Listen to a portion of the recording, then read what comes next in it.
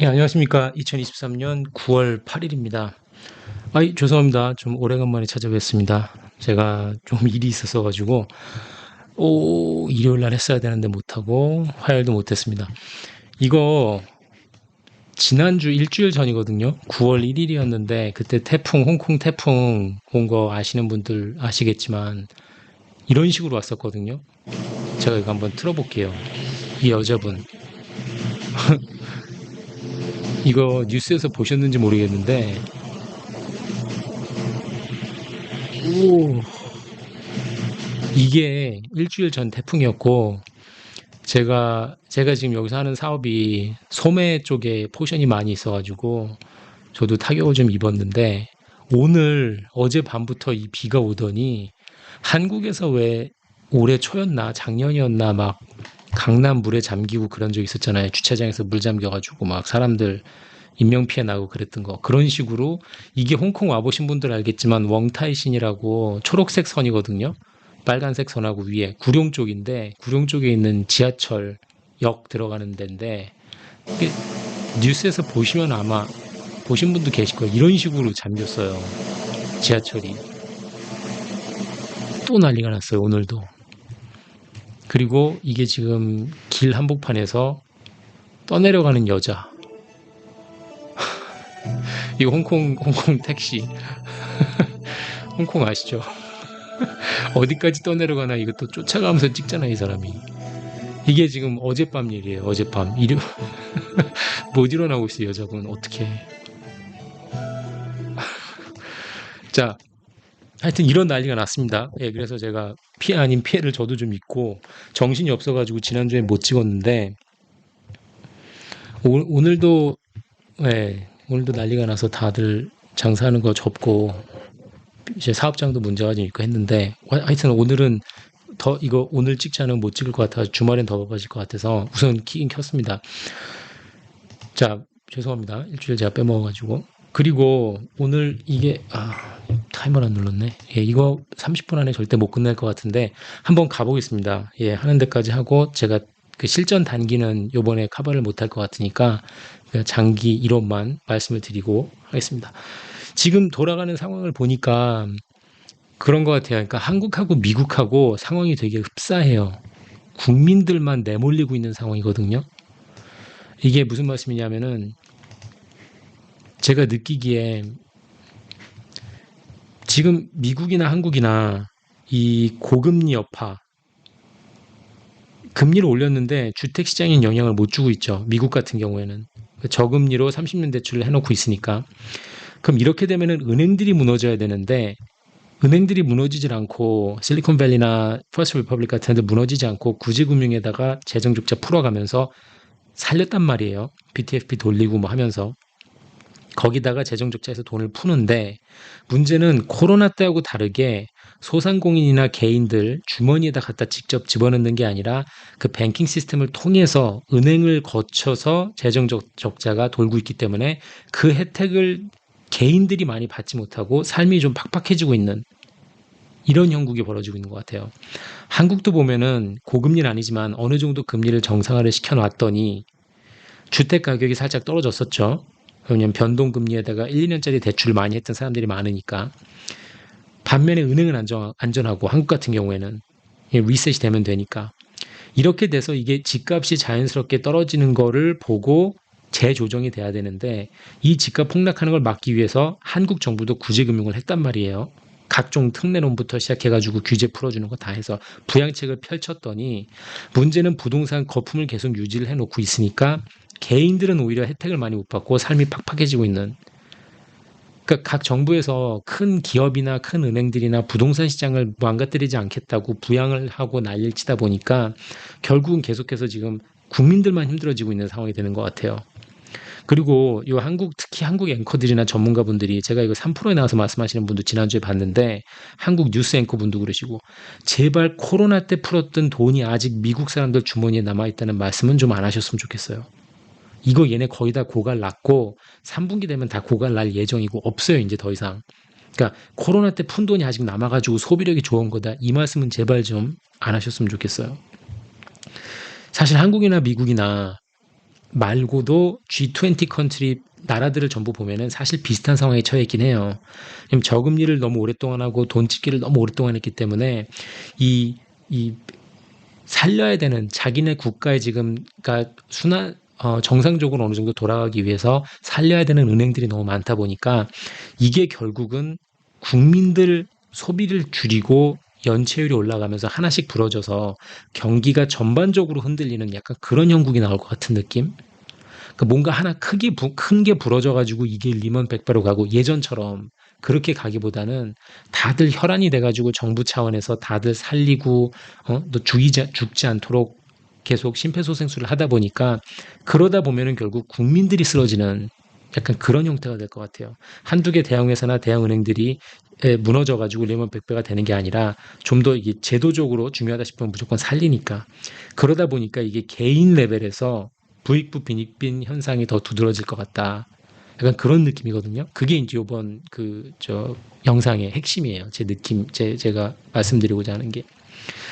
우선 지금 우리가 미국을 봤을 때 이제 비슷한 얘기예요. 국민하고 개인들이 어떻게 이제 희생양이 되느냐, 어떻게 소비가 문제가 생길 거냐 이건데, 자, 요 그래프는 뭐냐면은, 이 그림은 뭐냐면은 재무부를 봤을 때 얘들이 결국 돈을 푸는 애들이잖아요. 돈을 쓰잖아요, 정부에서. 그럼 이 정부가 돈을 어떻게 쓰느냐가 되게 중요해요. 어떤 형식으로.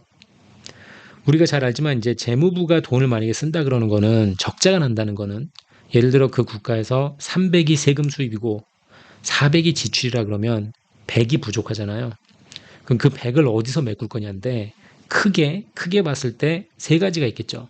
중앙은행에서 돈을 가져올 수 있고 그게 우리가 알고 있는 양적 완화나 QE라고 하는 거고 두 번째는 외부에서 들어오는 돈이죠. 미국 같은 경우는 유로 달러.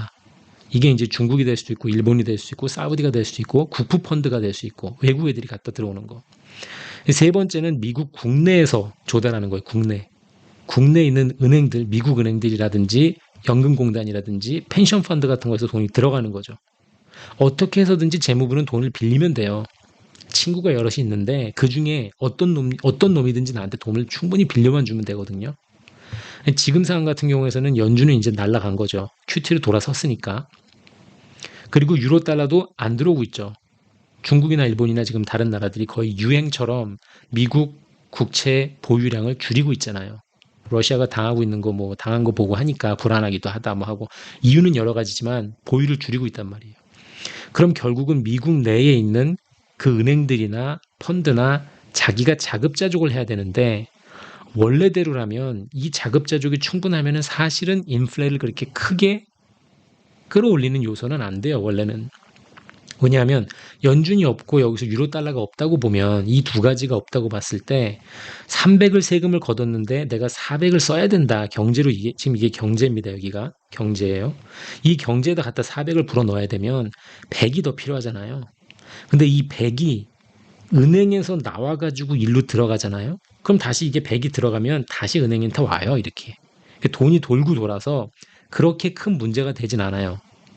물론 이 적자가 폭이 커지면 이게 100이 아니라 1000이 되면은 얘가 감당할 수 있겠느냐. 이게 문제가 되는 거죠.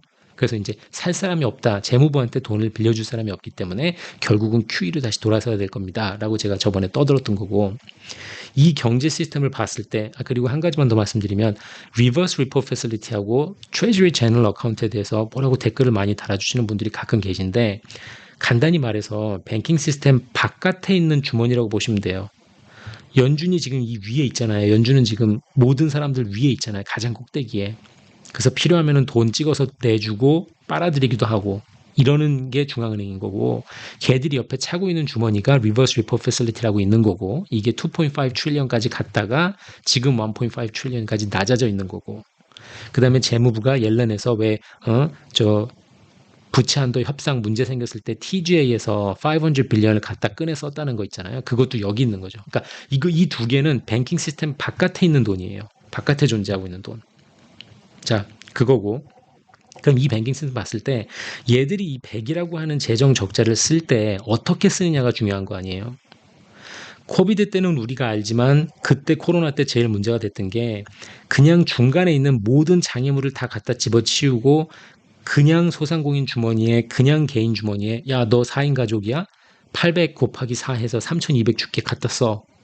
너 직원이 20명 있어? 3억 줄게 갖다 써.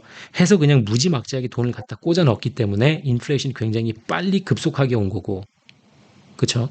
지금은 9%에서 10% 재정 적자를 내고는 있지만 조금 다른 형태로 가고 있죠. 흘러 들어가는 게 SM이나 지금 예를 들어서 ERC를 보면은 GDP에 1%, 1.5% 되는 Employee Credit Retention Credit 같은 거.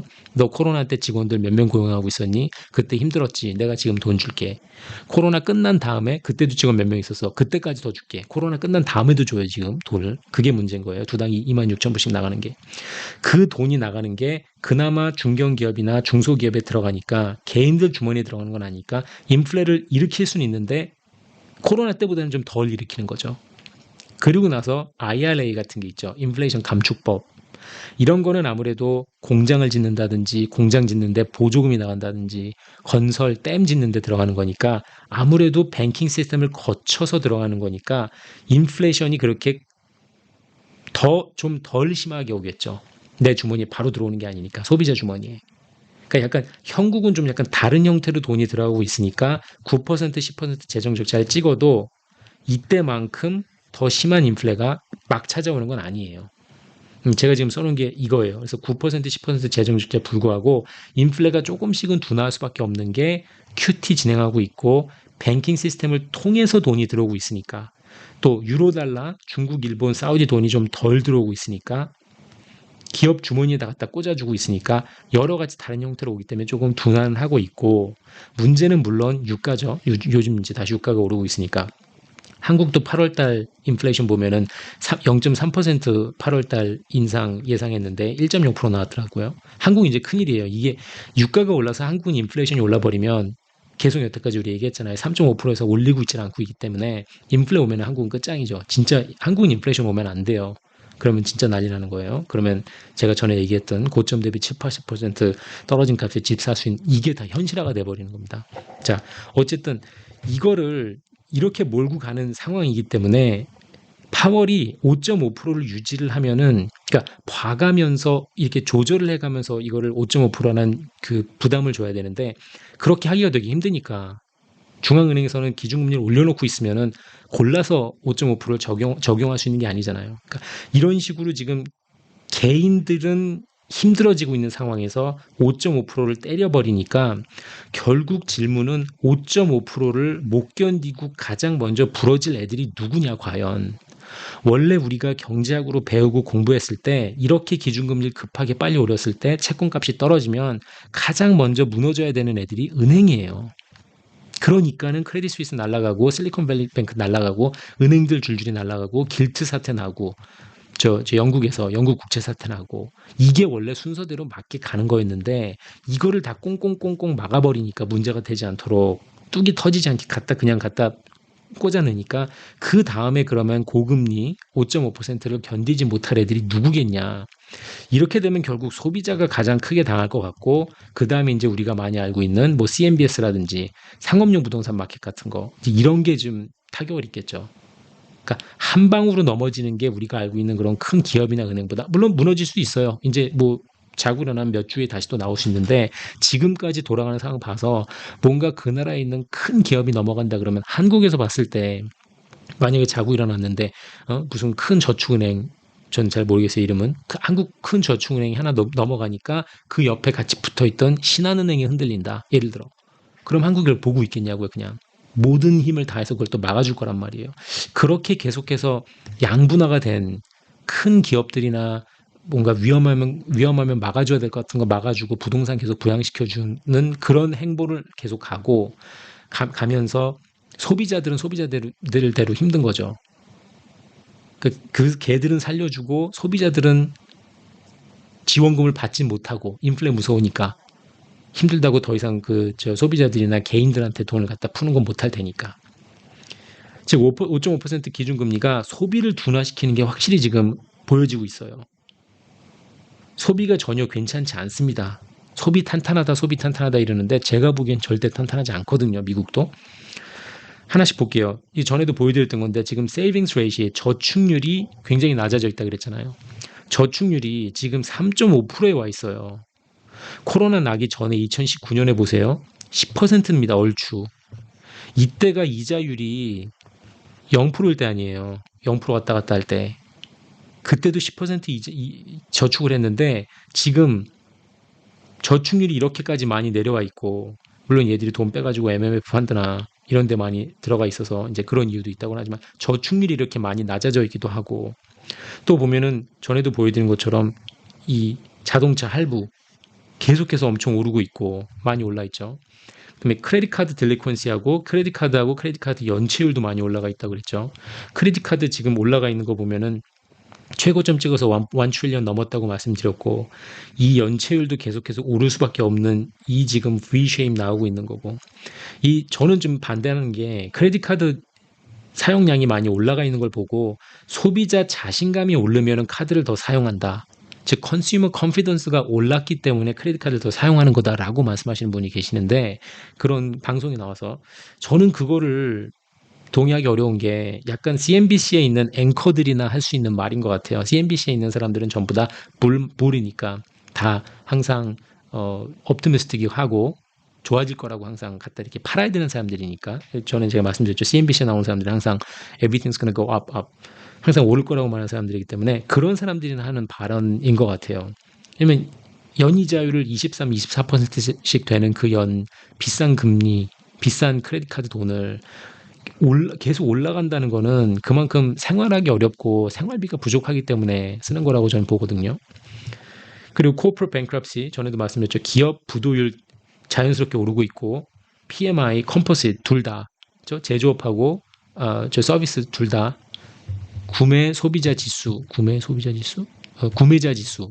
전부 다 오르고 있다고. 매뉴팩처링은 아예 50 밑으로 내려가서 올라올 수가 없고 올라오질 못하고 있고, 서비스도 지금 내려가고 있는 상황이라고 그때 말씀드렸고, 뱅크럽시, 기업 부도율 자연스럽게 슝 오르고 있는 분위기고, 고용인데 죄송합니다. 고용 전에 US 달러 하이힐드 코퍼레이트 뎃 본드 보면은 미국 달러 표기화된 채권, 투기 등급 채권이죠. B하고 더블 B 등급. 얘들이 지금 금리 보통 냈던 게 기준금리 인상하기 전에는 6% 정도를 내고 돈을 빌렸던 애들이 지금 12% 정도, 평균이에요. 평균값 봤을 때. 거의 2배 와 있어요, 지금. 이게 다 지금 부러질 수밖에 없는 요소들이에요. 5.5%를 견디지 못하고. 소비는 계속해서 나빠지고, 세이빙스 레이트 저축률 떨어지고, 먹고 살기 힘드니까는 크레딧 카드는 점점 더 쓰는 거고, 부도율은 오르고 있고, 돈을 빌리는 이자율은 계속 오르고 있고, 더군다나 9월달, 10월달부터 학생융자 반환 갚는 거 시작해야 되고, 그리고 이니셜 클레임스 보면은 주간 실업 청구 건수를 보면은 우리가 계속해서 생각보다 낮게 나온다라고는 하지만, 지난 6개월을 보면은 2023년 3월 달쯤부터 요때 보면은 22만에서 26만 사이를 다 찍고 있잖아요, 이렇게.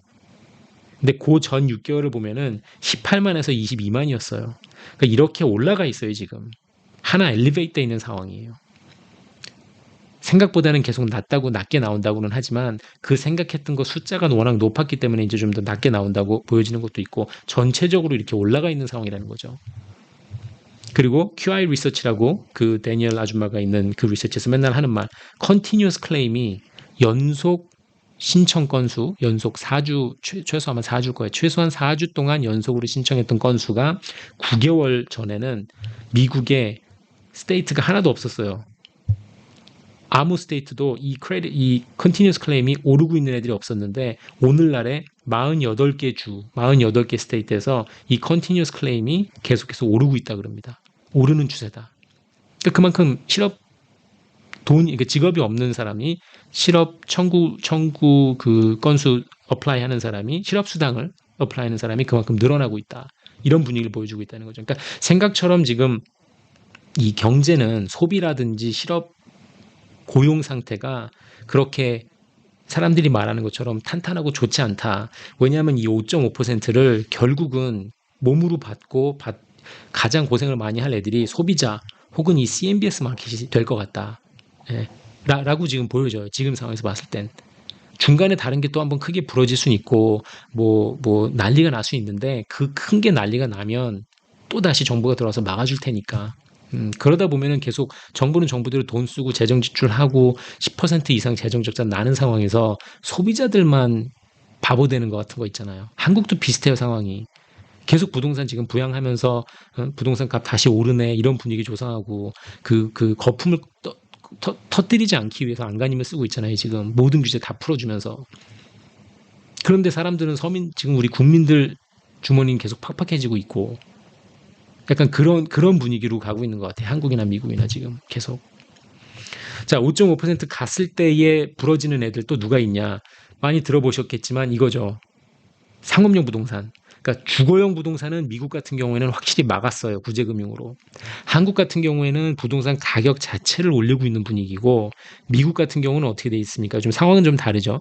미국 같은 경우 보면은 오늘날 지금 30년 모기지를 내가 간다. 해서 내가 만약에 지금 솔플경이 JP모건 가가지고 나 집 하나 샀는데 30년 모기지 끊을게요 하면은 7.3% 정도를 줘야 돼요. 30년 동안 매년 7.3%씩 갚는 거죠, 이자를. 근데 이게 지금 이게 파란 선인 거고, 근데 이 검은색 선은 뭐냐면은 지금 오늘날 미국 전국 모기지 금리, 30년 금리, 30년 모기지 금리가 묶여 있는 평균을 봤더니 3.6%예요. 그 이때 엄청 사람들이 받았다는 거지, 모기지를. 그래서 진짜 오늘날 내가 받으려면은 신규 주택 구매자로서 7.3%를 내야 되는데 전국 평균을 보면 3.6%를 내고 있다는 거예요. 그러니까 사람들이 지금 집을 팔라고 하지 않는 거죠. 그 집값이 덜 떨어지는 거고. 그리고 나서 원래대로라면 3.6%에 예를 들어서 3%, 이게 지금 3%니까 3%의 돈을 빌려준 사람이 있으면, 근데 오늘날 7%에 만약에 돈을 빌려야 된다. 똑같은 상황인데 그렇게 됐으면 사실 3%의 돈을 빌려준 사람이 망해야 되는 거거든요. 손실이 크게 나야 되는 건데 미국 같은 경우는 그게 안 되고 있는 게, 그렇지 않은 게, 그러니까 이게 지금 구제금융이 돌아가고 있는 게, 만약에 예를 들어서 제가 JP모건에서 이걸 샀다. 2020년에 3%에 샀다. 그럼 이걸 JP모건이 30년을 떠안고 있는 게 아니라 그랬잖아요. 30년을 떠안고 있지 않고 돌아서 바로 누구한테 팔아요? 페니메이 프레디한테 팔죠. 그럼 얘들이 이걸 사가지고 3%대 산 다음에 얘들이 그냥 가지고 있느냐? 아니죠. 얘들이 이거를 100개를 묶죠. 묶어가지고 MBS를 만듭니다. 이 모기지 100개가 담보가 되고 그 담보를 바탕으로 한 채권이 나가는 거 아니에요, 여기 채권이. 이 채권을 누가 사요? 이 채권을 다시 은행이 사죠. 실리콘밸리뱅크 같은 애들이. 왜냐하면 예금을 많이 받았으니까. 사람들이 디포짓이 많이, 현찰이 많으니까, 코로나 때 돈 많이 풀리니까. 그럼 얘들이 예금 받으면은 그 예금 받은 걸 가지고 이 채권을 사고 이 채권을 가지고 들고 있었는데 금리가 3%에서 7%를 만약에 슝 뛰니까 가격 들고 있던 게 100달러였다는 게 이게 갑자기 85불이 되니까 여기서 손실이 나면서 실리콘밸리뱅크 무너지니까 정부가 그걸 보고 있다가 야 니네가 무너지면 안 되지 하면서 이제 BTFP 돌리고 해서 구제금융이 돌아간 거잖아요. 그러니까 미국은 좀 돌아가지고 길게 돌아서 지금 구제금융을 해서 부동산 시장을 막고 있는 거고, 주거용 부동산 시장을. 한국 같은 경우는 돌고 돌 필요가 없이 그냥 부동산 가격을 띄워버리는 거죠. 한국은 은행들이 안 망하니까, 국민들이 힘드니까. 부동산 가격이 떨어지고 금리가 올라가 있으면은 당장 위셋이 돌아오고 변동금리로 있는 사람들, 1년, 2년짜리로 끄는 사람들이 힘드니까. 둘이 되게 비슷해요. 그러니까 두 국가가 주거용 부동산 시장을 계속 살려야 되고 거기에 몰빵하고 있는 건 되게 형태는 비슷한데 어떻게 지금 살리고 있느냐, 그 이제 모양만 다른 거죠. 모양새만. 그리고 나서 이제 페니메 프레디맥에 넘길 수 있는 건 물론 $1 밀리언 이하 집만 그런 경우입니다. 물론 미국 같은 경우도 이게 다 페니메 프레디고 넘어가는 건 아니에요. 전에도 말씀드렸지만 이게 이제 FHA 론이라 그래가지고 페니 프레디에 넘어가는 거는 한 7, 80%가 되고 나머지 한 20% 정도는 FHA Federal Home Loan Association에서 개런티가 들어가는 게 있어요. 개런티가 얘들이 보증이 들어간 론은, 이거는 되게 특이하다 그랬잖아요. 제가 만약에 이걸 3%에 샀으면은 2020년에 제가 만약에 사가지고 이걸 홍길동한테 넘기잖아요. 그럼 29년이 남았다 그랬잖아요. 이게 29년이 남았어요. 제가 1년 동안 3% 갚고 그럼 29년 동안 남았는데 그거를 홍길동이 사면 홍길동이가 3% 계속 갚으면 돼요. FHA에다가. 이게 사이너블 하다 그랬어요. 이게 넘길 수가 있어요. 3% 받은 걸. 이거 어마어마하죠. 그러니까. 그래서 제가 있잖아요. FHA 론을 낀 집은 오히려 집 팔 때 구매자가 3%를 떠안고 간다는 조건 하에 원래 70만 불짜리 집이었으면 한 10% 더 얹어가지고 77만 불에 팔 수 있을 거라고. 그러니까 프리미엄이 붙는다고 FH 론을 끼고 있으면 워낙 이때 론을 이자를 낮게 받았으니까 그게 트랜스퍼러블 하니까 그 다음 구매자한테 페니하고 프레디는 그게 안 되는데 이런 지금 황당한 상황이 계속 벌어지고 있으니까 주거용 부동산에서 이제 뭔가 터질 위험은 없다고 하는 거고 그러면 이제 상업용 부동산인데 상업용 부동산이 소비자가 먼저 깨지는 거냐 상업용 부동산이 먼저 깨지는 거냐 5.5%를 누가 먼저 못 견디겠느냐 상업용 부동산은 상황이 많이 심각한 게 제가 들은 얘기를 이제 요거 차트하고 같이 가져와서 말씀을 드리면 한마디로 지금 미국 그 상업용 부동산에서는 터지고 있지 않다 그래가지고 문제가 없는 게 아니라 어떤 상황이냐면은 extend and pretend 연장하고 아닌 척하자 즉 덮어 못 본 척해 아직은 미룰 수 있을 때까지 미뤄 지금 이런 거예요. 한국이 연준 금리 인하를 기다리는 것만큼 목 빠지게 기다리고 있는 사람들이 지금 이 CMBS 마켓에 있는 사람들 혹은 CRE 마켓에 크레딧 릴 에스테이트 마켓에 들어가 있는 사람들이에요. 상업용 부동산에 있는 사람들. 얘들 상황이 어떠냐면은 미국 지금 크레딧 커머셜 릴 에스테이트 시장이 4.5 트릴리언이라 그러면 미국 GDP의 뭐 한 17% 된다 그러면 요게 이제 CMBS로 넘어와 있는 시장 이렇게 채권 시장이죠. 그러니까 CMBS Commercial Mortgage-Backed Securities로 채권화되어 있는 거 어마운트를 약간 500 빌리언 정도로 추정을 하면은 요 중에 1%가 5 빌리언 정도가 지난달 2023년 8월 달에 원리금 상환 타이밍이었대요. 그러니까 이제 계속 돌아올 거 아니에요. 이게 매달 갚아야 되는 게 500 빌리언 달러 마켓이 있으면 그만큼의 채권이 나가 돌아다니고 있으니까 투자자들한테 그럼 그 중에 한 5 빌리언 정도가 갚거나 이자를 갚거나 완전히 상환을 해야 되는데 그 중에서 15에서 16% 정도만 1 빌리언도 안 되는 돈만 정상으로 원리금 상환을 했고 나머지 84, 85%는 modified payment로 갔다는 거죠. 그 내가 100명 중에서 15명은 원래 갚아야 되는 돈을 갚고 나머지 85명은 내가 갚아야 되는 돈이 1,000만 원이면은 못 갚는 거예요, 절대. 200만 원만 갚고 800만 원은 나중에 밀어넣게 벌룬 페이먼트로 가는 거예요. 이게 마지막으로 상환될 때 더 얹어서 줄게 계속 밀어놓기 모디파이 페이먼트 변동된 페이먼트로 가는 거죠. 영어로 하면 이게 그냥 kicking the can down the road에서 계속해서 빈 깡통을 계속 차고 내려가는 거죠. 지금 열어보고 싶지 않은 거죠. 상황이. 이건 부도를 내는 건 아니지만 돈을 받는 사람 입장에서도 공실이 보이니까 허덕이고 있는 게 보이니까 계속해서 밀어주고 있는 상황. 문제는 지금 이 CNBC 마켓에서 프라임 플러스 400 베이시스 포인트, 소퍼 플러스 450 베이시스 포인트를 견뎌내기가 이제 불가능한 수준에 오고 있다는 거거든요. 이 프라임이라 그러면 뭐 이제 페드 레이트 그러면은 이게 5.5%라 그러면은 이제 9.5%씩 내야 되는 거죠. 빌린 돈에. 예, 소퍼도 뭐 연준 그 기준금리로 많이 가니까 감당이 안 되는 거예요. 8%, 9%, 10%씩 넘는 거를 감당이 안 되는 상황인 거고 그 중에서도 이제 오피스가 가장 위험하다. 요 빨간 선이니까 1년 전만 해도 지금 이 딜리퀀시 레이시 연체율이 2%가 채 안 되는 게 여기까지 지금 5%까지 와 있고 전체 딜리퀀시 레이스를 보면은 전체 그 연체율을 보면은 4.25%에 와 있는 거고 그 전에는 3% 정도였는데 계속 오르는 추세인 거죠. 이제 리테일 같은 경우는 그냥 6.5에서 계속 꾸준하게 그러니까 소매 가게 같은 거 있는데 오피스가 확실히 지금 더 치고 올라가고 있는 수준. 이게 한국만큼이나 미국 내에 있는 이 상업용 부동산 사람들도 진짜 목 빠지게 기다리고 있는 거예요. 왜냐면 금리만 다시 내려가면은 다시 모든 게 다 살 수 있을 것 같으니까. 근데 이제 쉽게 내려가겠냐는 거죠. 유가 다시 저렇게 오르고 파월 아저씨가 칼을 갈고 저렇게 기다리고 있는데 만약에 안 내려간다 그러면은 그 소비자들한테 그 부담이 가고 상업용 부동산 쪽으로 가면서 문제가 더 커질 것 같다. 그런 생각입니다. 자, 요거 한 가지만 더 말씀을 드리면 이 집값 얘기하고 주담대 이거 얘기하는 끝에 제가 이것까지 말씀을 드릴게요. 이 한국 부동산 전문가 유튜브를 제가 봤는데 조금 답답하고 저거에서 가져왔거든요. 옆에 있는 여자분이 질문을 하는 거예요. 한국이 지금 주담대가 7%인데 집값이 오른다 다시 오르는 분위기인 것 같다. 왜 이럽니까? 1년 전에 7%였을 땐 집값이 내렸는데, 그러니까 그 전문가분이 하시는 말씀이, 이자는 내가 말하지 않았냐, 이자는 집값하고 무관하다, 이렇게 말씀하셨어요. 제가 이분 원래 뭐 좋아하는 분이라 제가 실명을 쓰기는 좀 그렇고, 이분 되게 잘 하시는데, 제가 문제 삼는 건 뭐냐면 매크로 뷰를 안 보시고 너무 도메스틱하게 국내파적으로 말씀을 하시는 것 같아요. 그런 게 좀 없지 않아 있어요. 이분이 하시는 말씀은 뭐냐면, 집 살 생각이 없는 사람들은 이자가 오르면 집값이 떨어진다고 주장한다. 집값은, 가격은 이자가 정하는 게 아니라 시장 흐름이 정하는 거다, 이렇게 말씀을 하세요.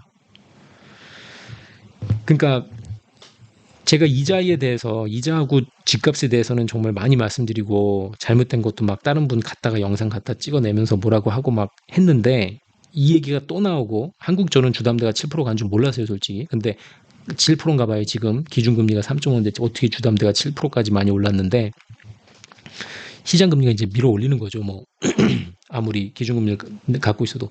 근데도 집값 오른다. 자, 이거에 대해서 말씀을 드리면, 첫 번째로 제발 이 전문가분이 국내파에서 그런지 모르겠는데, 이자라는 게 집값 결정에만 해당하는 것처럼 말씀을 안 하셨으면 좋겠어요.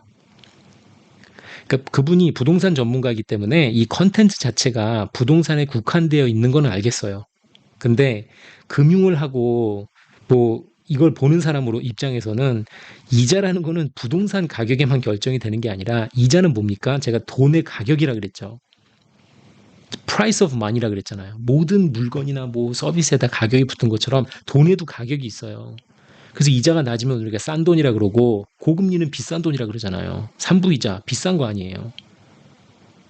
이자라는 거는 집값뿐만이 아니라 모든 자산 가격을 결정하는 데 베이스가 된다고 보시면 돼요.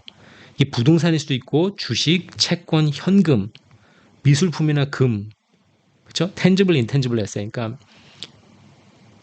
이거 한국말 제가 알았는데 생각이 안 나네요. 죄송합니다. 그러니까 만질 수 있는 자산이나 만질 수 없는, 유형 자산이나 무형 자산이나 뭐가 됐든지 간에 이게 지금 가격을 결정하는 중요한 요소란 말이에요. 암호화폐일 수도 있고.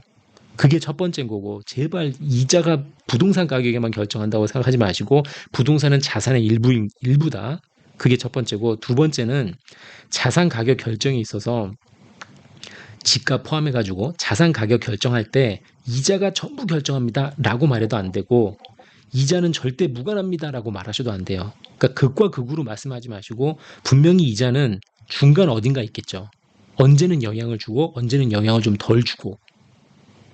그게 두 번째 포인트고, 세 번째 포인트는 뭐냐면, 저 전문가분이 말씀하신 것처럼 집 살 생각이 없는 사람들이 이자를 중요하게 따지는 게 아니라, 혹은 솔풀경 제가 집값이 올라가지고 버는 돈이 내가 갚아야 되는 이자보다 클 수 있다는 걸 몰라서 제가 그 얘기를 안 하는 게 아니라, 그러니까 제가 1년에 만약에 내야 되는 이자가 1,000만 원인데 집값이 뛸 수 있는 게 5천만 원이면 아무리 비싼 이자여도 빌려가지고 사야 되잖아요, 그 집을. 오르는 게 5천만 원이면 당연히 그 5천만 원 오르고 나서 1,000만 원 갖고 4천만 원 벌면 되니까. 제가 그 심플한 이론을 모르기 때문에 이자 따지는 게 아니라, 이자가 왜 중요하냐면, 이자가 높을 때 그놈의 군중심리, 간땡이 부어있던 군중심리가 꺾이면 가격 하락폭을 증폭시킬 수 있다는 걸 알기 때문에 이자 하는 거예요. 그러니까 젊은 사람들이 연끌해가지고 막 투기했을 때 이자에서 내야 되는 이자 지출보다 집값이 뛸 수 있다는 게 더 크다는 걸 몰라서 제가 안 하는 게 아니라, 한 번 무너지면은 와그르르 무너질 수 있는데, 그게 금리가 높아져 있을 때 더 심하게 증폭될 수 있기 때문에. 요거를 제가 이거 전에 두세 번 보여드린 적이 있는 그래프인데, 요걸 제가 한 번만 더 보여드리면서 설명을 드릴게요. 이자가 왜 중요하냐면, 대중심리를 바꿀 수 있는 요소 중에 하나이기 때문이에요. 유일한 요소라는 건 아니에요. 그렇죠? 무조건 이자가 오르면 집값이 떨어지고 이자가 내려가면 집값이 오른다. 유일한 앱솔루트한 그런 요소라는 게 아니라, 바뀔 수 있는 한 가지 요소 중에 하나다. 정부 정책도 요소 중에 하나일 수 있고, 사람들의 대중심리 하나일 수 있고, 이자 같은 거 하나일 수 있고, 여러 가지 요소 중에 하나이기 때문에 우리가 꼭 알고 봐야 되는 요소 중에 하나입니다. 자, 여기서 보시면은 9.11 테러 나기 전에 이게 지금 미국 기준금리하고 미국 집값 인덱스 보여주는 거예요. 전에 이거 보여드렸어요. 제가 이 차트를. 앨런 그린스팬 할아버지가 들어와가지고 9.12 테러 나기 전에 이자율 올랐잖아요. 이자율 올랐는데 집값 올랐단 말이에요. 대중심리가 좋았잖아요. 엄지척이었잖아요. 그리고 나서 9.12 테러 나고 닷컴 버블 터지면서 분위기 안 좋아서 금리 낮췄더니 살아났습니다. 금리가 낮아지니까 집값 올랐어요. 좋아요. 그건 별로 이상할 게 없어요. 그리고 나서 앨런 그린스팬이 야 너무 많이 낮춘 거 아니야? 충분히 오래 낮췄던 것 같아. 다시 올렸는데도 그때 집값 오르잖아요. 안 꺾였으니까. 사람들 간땡이 부은 게 안 꺾였으니까 집값이 올랐고 리먼 터지고 나서 급격하게 분위기 안 좋아지니까 낮췄고 0%로 갔는데도 계속해서 꺾인 대중심리는 살아나질 못하고 계속 내려갔잖아요. 대중심리가 중요하다는 거예요. 이자 하나를 보고 이자가 지금 얼마에 와 있느냐 7%에 와 있으니까 오를까 7%에 와 있으니까 내릴까 이게 아니라 대중심리를 어떻게 몰고 가고 있냐 그리고 그 몰고 가고 있는 상황에서 이자가 어떤 역할을 하고 있냐 그리고 나서 0%로 계속 가니까 서서히 다시 간땡이가 붙기 시작하죠 사람들이. 그리고 나서 도널드 트럼프 대통령 때 금리를 살짝 올렸어요. 2.5%인가까지. 올렸지만 대중심리를 꺾지 못했죠. 왜? 너무 천천히 예견되게 아무 무서움 없이 사람들한테 그 부은 간땡이를 쫄지 못하게 했으니까 올라갔단 말이에요. 집값이 계속.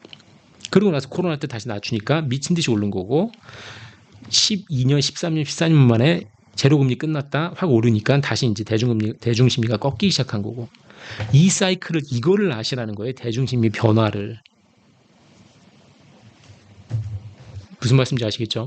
그래서 그 옆에 있던 여자분이 말씀하시길 아니 그럼 1년 전에 7% 주담대 갔을 때는 집값이 떨어졌는데 요즘 다시 7% 갔는데 왜 오르는 추세입니까? 왜냐하면 작년에는 근 7, 8년 만에 처음으로 이자가 다시 오르니까 사람들이 화들짝 놀란 거죠.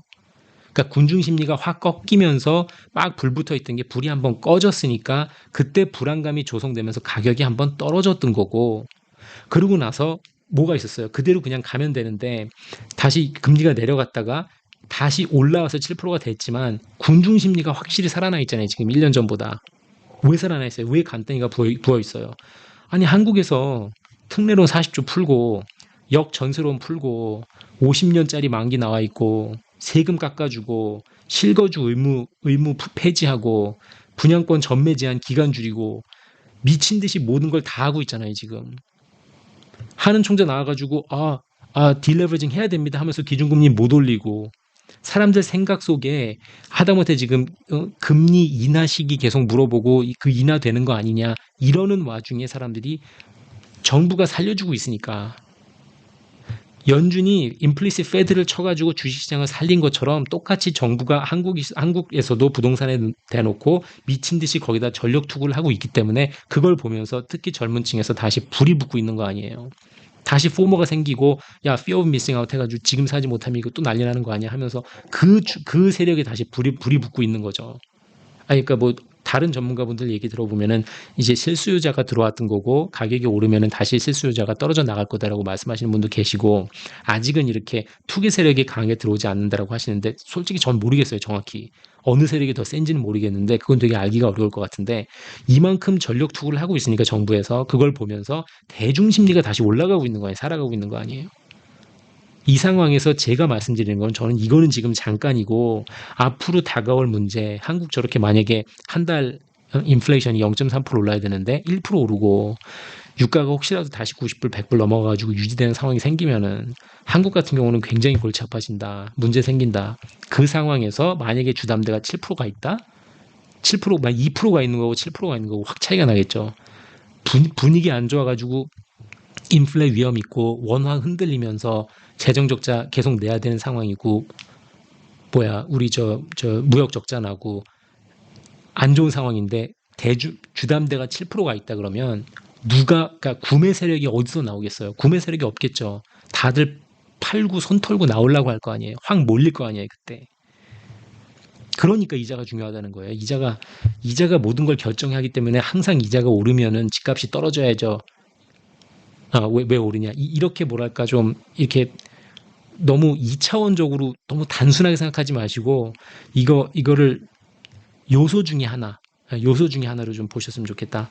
자, 한 것처럼 한국 정부도 강하게 부동산 시장에 개입을 하면서 정상금리, 고금리가 아직 힘을 발휘하지 못하게 이 디자인 해놓고 있기 때문에 집값이 떨어지지 않고 있는 거다. 이 주식하고 집값을, 부동산 값을 보면은 둘 다 어떻게 돼요? 우선 이자로 결정이 되잖아요, 우선.